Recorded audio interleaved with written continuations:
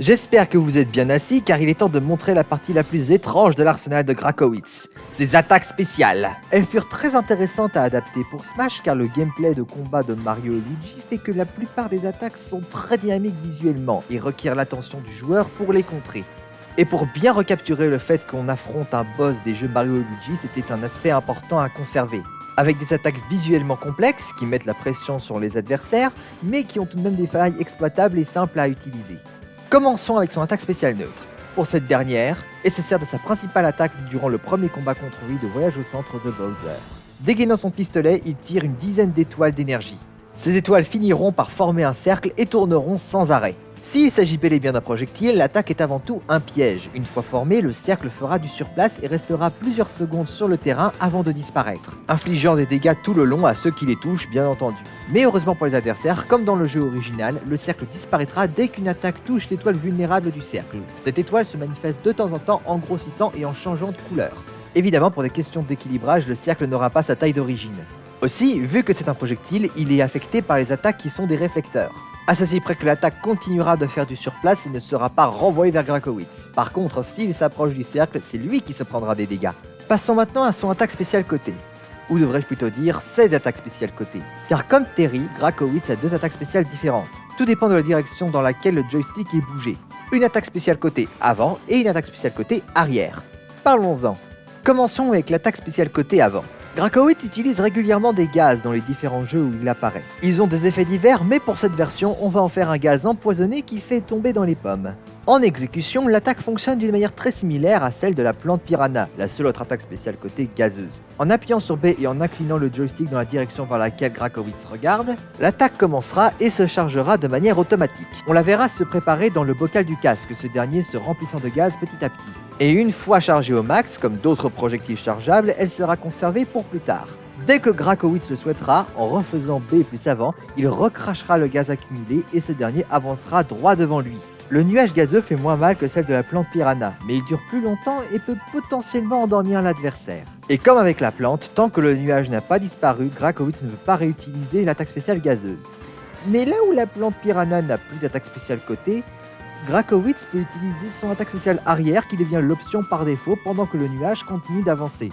Parlant de cette dernière, son attaque spéciale côté arrière est la première fonction à laquelle on pense quand on parle d'un objet qui a le mot aspiré dans son nom.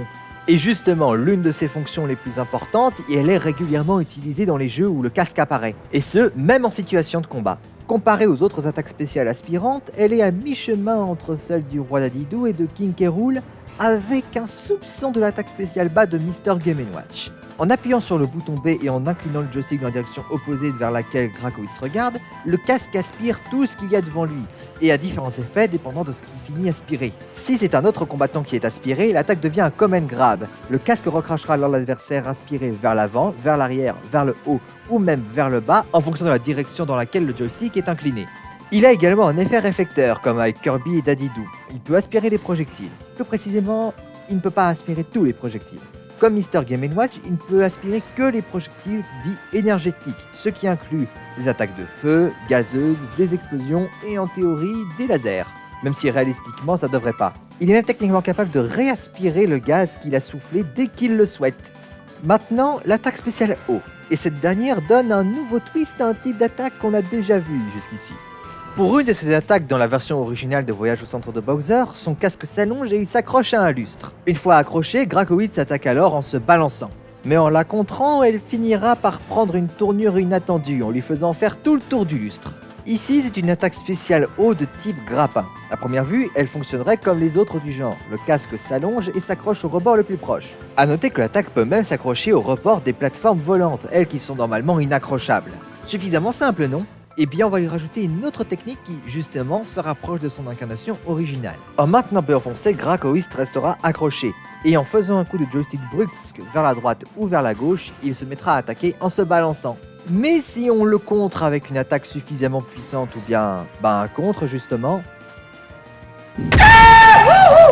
l'effet est garanti. Enfin, pour son attaque spéciale bas, Grakowitz se retrousse les manches et se met à construire un petit truc. Enfin, un petit...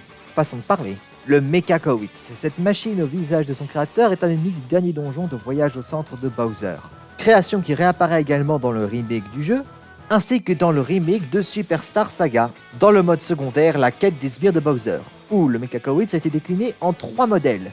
Le modèle X, le modèle de base au gros point, le modèle Y, volant, qui est une version découlant d'une faculté originale du robot où il pouvait détacher sa tête, et le modèle Z, armé de canons laser.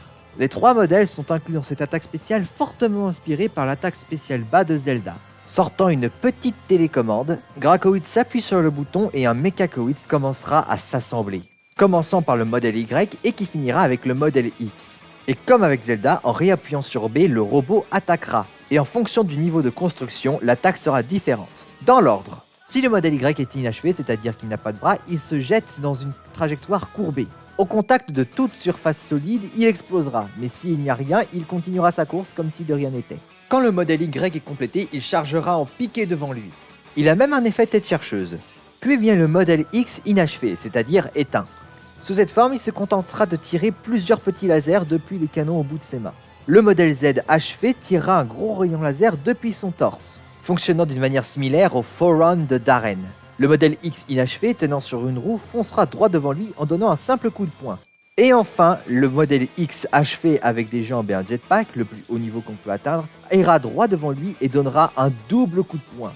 De manière générale, les attaques spéciales de Grakowitz permettent de mettre la pression sur ses adversaires, mais elles ont des faiblesses exploitables et sont donc facilement contrables. Mais évidemment, c'est pas le but de compter uniquement sur elles et ne rien faire d'autre. Et on le voit bien quand c'est lui qui est le méchant principal de son jeu. Il a déjà tout prévu, son plan est toujours en route et il a su devancer tout le monde. Et c'est précisément le conseil que je donnerai aux joueurs de Grakowitz. Ne vous reposez jamais sur vos acquis, ayez toujours un coup d'avance et n'hésitez pas à utiliser les autres particularités les plus insolites de son moveset pour prendre tout le monde de court. En d'autres termes, pensez comme à un génie diabolique qui n'a pas tous les haricots dans la même gousse, afin de plonger le stage dans l'ombre de l'astre noir.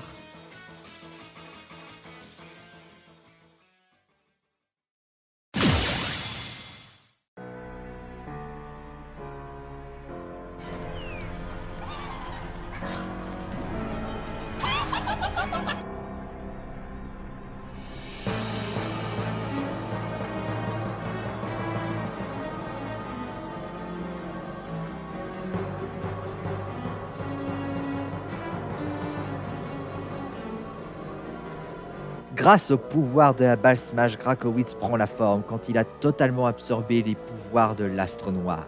Son final Smash débute sur l'apparition de Bowser Noir. Ce dernier se met à tout aspirer sur son passage, aussi bien Grakowitz que les autres combattants. Et s'il réussit à aspirer au moins un des adversaires, une cinématique se déclenche. Piégés à l'intérieur du corps de Bowser Noir, les adversaires se retrouvent face à un Grakowitz gigantesque sous sa forme finale qu'il prend dans Voyage au centre de Bowser. Et ce dernier les assaille avec une de ses attaques les plus redoutables.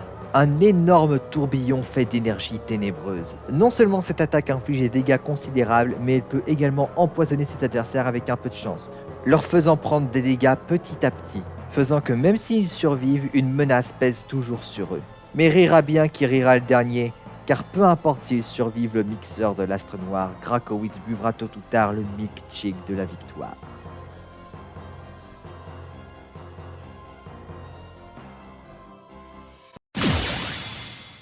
Pour ces couleurs alternatives, on va faire quelque chose d'assez intéressant, car Grakowitz serait le premier combattant Smash Bros à avoir 4 tenues différentes avec chacune une couleur alternative.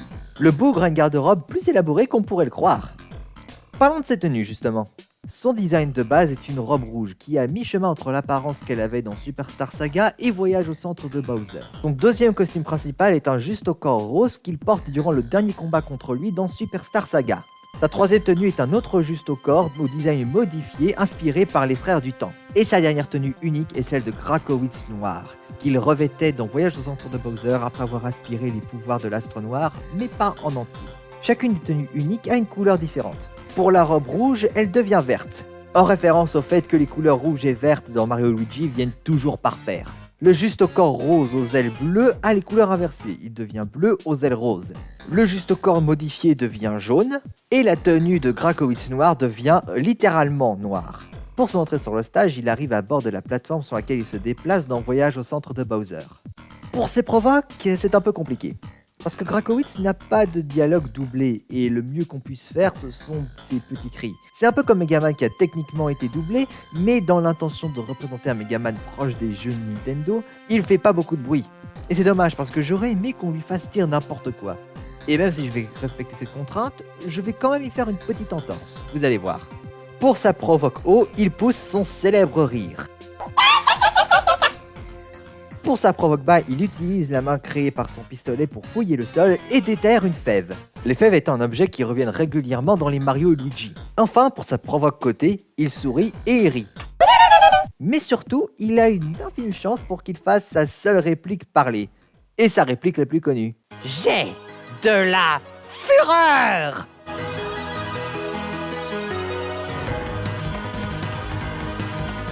La première est une recréation de la cinématique du voyage au centre de Bowser que je vous ai montré plus tôt, celle dans le château de Bowser. L'écran est assombri et on voit un projecteur se déplacer. Grakowitz faisant des pauses là où il réapparaît, avant que l'écran ne se rallume et montre Grakowitz célébrant sa victoire. Pour la deuxième, il fait une autre série de pauses avant de s'écrouler épuisé. Elle a plus de chances d'arriver quand le joueur utilise un Grakowitz avec son juste corps. Et enfin, pour la troisième, l'astre noir apparaît devant la caméra, se réveille et manifeste tout son pouvoir. Grakowitz s'en empare, l'expose et se met à rire à pleine voix, prêt à plonger le monde dans l'ombre. Et voilà ce que ça pourrait donner si Grakowitz était un jour jouable dans Super Smash Bros.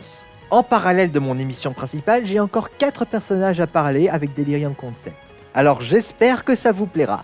Si vous avez aimé cette vidéo, n'hésitez pas à liker ou à la partager sur les réseaux sociaux. Des commentaires à faire, que ce soit des compliments ou des critiques constructives, n'hésitez pas, la section commentaires est ouverte. Si mon prochain contenu vous intéresse, n'hésitez pas à vous abonner. Et je vous dis à la prochaine, normalement bel et bien pour l'épisode 5 de Super Smash Bros Delirium. A bientôt!